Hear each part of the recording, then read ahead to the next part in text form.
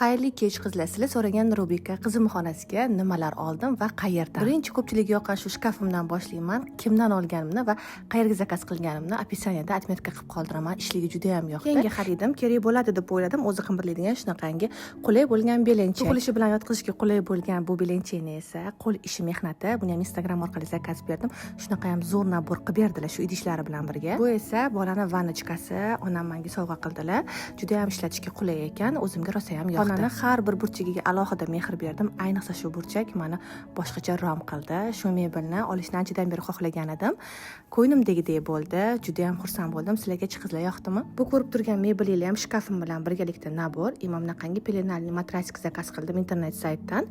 Shunaqangi yozuvli bulutlarni ham qaysi saytdan olganimni qoldiraman. Xonaga dekor uchun shunaqangi zaytunli daraxtdan ham qo'ydim.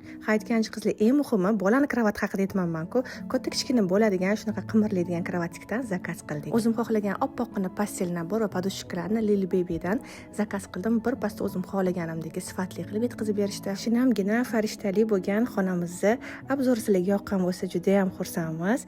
O'ziga esa like bosishni unutmang.